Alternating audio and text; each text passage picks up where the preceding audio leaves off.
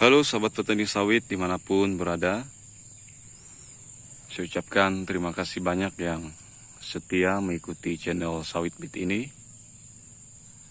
Nah, yang baru bergabung juga saya ucapkan selamat bergabung. Dan jangan lupa untuk subscribe mengikuti channel kami yang membahas seputaran mengembangkan bibit sawit dengan penjelasannya sederhana, dengan praktek yang mudah. Nah, dalam video ini saya ingin berbagi informasi, yaitu mengatasi hama bakicot ya. Teman-teman mungkin tahu apa itu bakicot ya, atau keong ya. Dan beberapa hari ini musim hujan. Biasanya di musim hujan ini bakicot ini pada keluar teman-teman. Dan ini menjadi suatu masalah bagi kita dalam mengembangkan bibit sawit, artinya mengganggu pertumbuhan bibit sawit kita. Nah, seperti di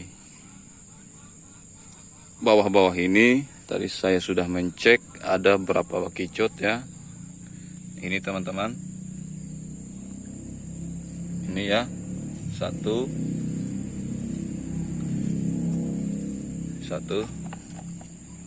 inilah bakicot itu teman-teman ya, masih hidup ini. Ada lagi tadi saya lihat banyak sebenarnya teman-teman ya, kalau kita cek di sana-sana ya, masih banyak di bawah-bawah ini. Tadi ada lagi satu di sini. Ini juga bakicot teman-teman, masih hidup.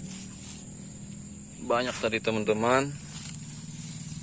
Nah, ini sampai 2 teman-teman ya.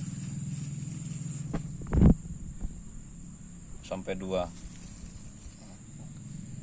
Nah, ini oleh karena musim hujan teman-teman, bakicot ini dia banyak keluar ya.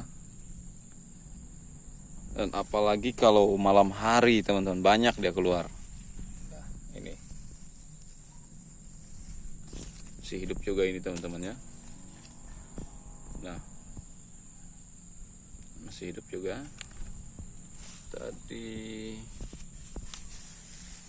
banyak tadi teman-teman.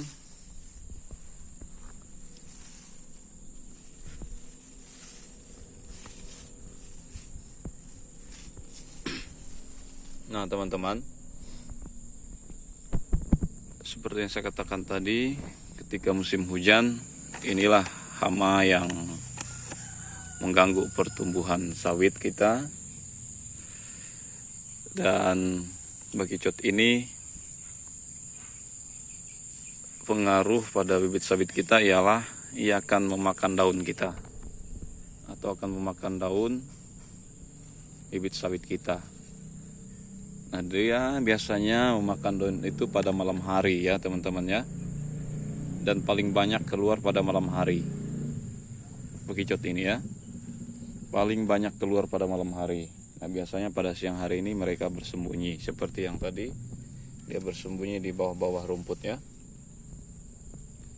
Nah, malam hari ya, mereka ini beraksi. Biasanya mereka seperti ini, mereka menempel, mereka makan daun dari bibit sawit kita. Nah, kalau bibit-bibit seperti ini sudah aman sih, tidak akan mati. Tetapi misalnya kalau bibit kita masih kecil, misalnya seperti berumur 1 bulan, 2 bulan, 3 bulan, dan itu sangat berpengaruh besar. Misalnya kita masih tunas atau masih kecambah atau tunas, itu sangat berbahaya teman-teman ya, dari bakicot ini, karena dia akan memakannya, akan memakan bibit itu sendiri.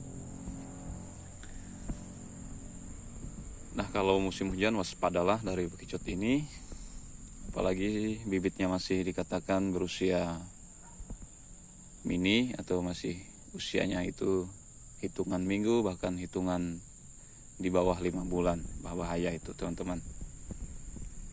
Maka solusi yang boleh kita lakukan untuk mengatasi bakicot ini ialah, ya mau tidak mau kita harus membeli racunnya kita harus memberi racunnya. Dan misalnya kecambah atau tunas yang masih hitungan minggu hidupnya, ya tabur di sini ya, tabur-tabur di polybagnya ini. Kalau saran saya, pengalaman saya, ketika bibit-bibit ini dulu masih kecil, karena sudah terserang bakicot, saya menggunakan ini benar-benar puradan ya. Gunakan ini ya. Ini bisa mengatasi bakicot itu sendiri. Ini jamin teman-teman, bakicotnya ini pasti akan tidak pernah muncul lagi kalau kita tabur puradan. Karena puradan ini bubuk ya. Kita tabur di pinggir-pinggirnya dan aman, tidak akan mengakibatkan kematian pada bibit yang masih usia dini. Mungkin itu saja sih informasi dari saya teman-teman.